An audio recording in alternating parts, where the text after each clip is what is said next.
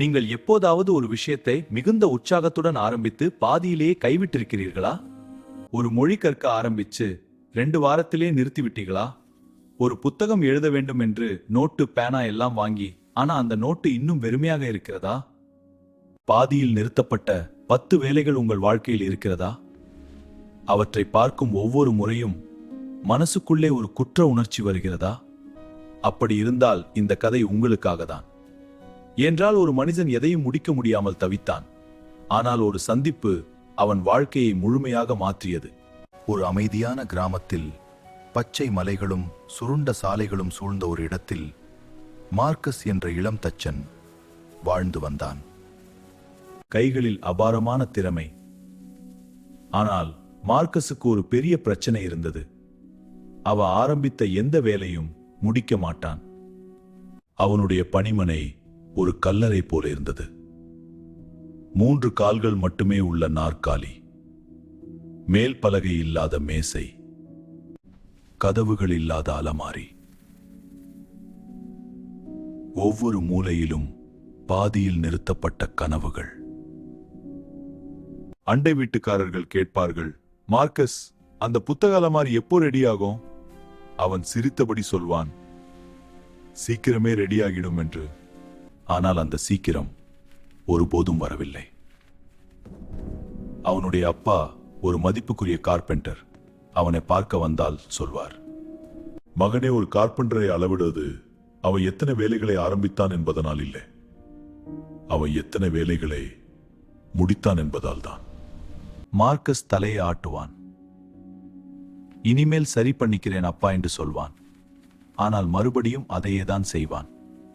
ஒரு நாள் கிராமத்தின் மேயரின் மகளின் திருமணத்திற்காக ஒரு அழகான மரப்பெட்டி செய்யும் வாய்ப்பு மார்க்கஸுக்கு கிடைத்தது.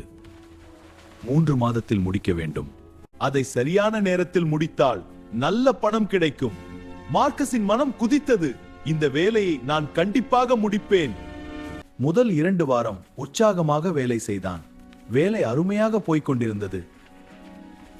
ஆனால் ஒரு புத்தகத்தில் ஒரு அழகான நகைப்பெட்டி வடிவம் கண்ணில் பட்டது. சின்ன வேலைதான், சீக்கிரம் முடிச்சிட்டு திரும்ப வருவேன் நினைத்தான். அந்த சின்ன வேலை பெரிய வேலையாயிற்று. சில நாட்கள் பல நாட்கள் ஆகின. பிறகு இன்னொரு யோசனை வந்தது. அதை செய்ய ஆரம்பித்தான். 3 மாதங்கள் பறந்துவிட்டன. திருமண நாள் வந்துவிட்டது. மார்க்கஸின் பெட்டி இன்னும் பாதியில் தான் இருந்தது. அவனால் முடிக்க முடியவில்லை. அவன் வாழ்க்கையில் முதல் முறையாக உண்மையாக உடைந்தான். நான் எப்பவும் வெற்றிக்கு அருகில் தான் இருப்பேன், ஆனா வெற்றி அடைய மாட்டேன். அந்த மாலையில் கிராமத்தின் ஓரத்தில் வாழ்ந்த வயதான கார்பெண்டர் சாமுவேலை பார்க்க சென்றான். அவர் மிகவும் குறைவாக பேசுவார். ஆனால் பேசினால் அது வாழ்க்கை பாடமாக இருக்கும். எனக்கு திறமை இருக்கு, யோசனை இருக்கு, ஆனா நான் எதையும் முடிக்க முடியல. நீங்க எப்படி எல்லாவற்றையும் முடிக்கிறீங்க? சாமுவேல் ஒரு மரத்துண்டை எடுத்தார். அதில் மெதுவாக செதுக்க ஆரம்பித்தார். இந்த மரத்துக்குள் ஒரு கரண்டி இருக்கிறது என்றார். ஆனா அது இப்போ கண்ணுக்கு தெரியாது. நான் செய்ய வேண்டியது கரண்டி அல்லாததை எல்லாம் அகற்றுவதுதான். பாதியில் நிறுத்தினால் அது சேதமான மரம்தான். ஆனா தொடர்ந்து செய்தால் அது முழுமையான கரண்டியாக மாறும். பிறகு அவர் சொன்னார், ஒவ்வொரு வேலைக்கும் ஒரு மனநிலை இருக்கும். ஆரம்பத்தில் உற்சாகமா இருக்கும், முடிவில் சந்தோஷமா இருக்கும். ஆனா நடுவில் சலிப்பு, குழப்பம், விரக்தி ஏற்படும். அங்குதான் பெரும்பாலானவர்கள் கைவிடுகிறார்கள். ஒரு வேலையை முடிப்பது ஊக்கத்தால் ஏற்படாது. அது முடிப்பது பழக்கத்தால் மட்டுமே ஏற்படும். ஒரு வேலை மட்டும் தேர்ந்தெடு. சின்ன வேலையாக இருந்தாலும் பரவாயில்லை. 30 நாட்கள் தொடர்ந்து செய். தினமும் குறைந்தது 10 நிமிடம் அதை தொடு. பிடித்தாலும் இல்லை என்றாலும் அதை முடிக்க முயற்சி செய். மார்க்கஸ் ஒரு சின்ன நாற்காலியை தேர்ந்தெடுத்தான். தினமும் 10 நிமிடம் வேலை செய்தான். சில நாட்கள் 1 மணி நேரம். ஆனா ஒரு நாளும் விட்டுவிடவில்லை. 23வது நாளில் நாற்காலியின் வேலை முடிந்தது. அந்த நிமிடம் மார்க்கஸ் உணர்ந்தான், நான் உடைந்தவன் இல்லை, நான் செய்யும் வேலை முடிக்க கற்றுக்கொள்ளாதவன் தான். அவன் ஒரு வேலை, பிறகு இன்னொரு வேலை. மெல்ல மெல்ல அவனுடைய பணிமனை மாறியது. பாதியில் இருந்த கல்லறை முடிந்த வேலைகளின் அரங்கமாக மாறியது. இந்த கதை மார்க்கஸை பத்தி மட்டும் இல்ல, இது உங்களை பற்றியது. என்ன பற்றியது? எல்லா பாதியில் நிறுத்திய கனவுகள் பற்றியது. இப்போ உங்கள் வாழ்க்கையை பாருங்கள்.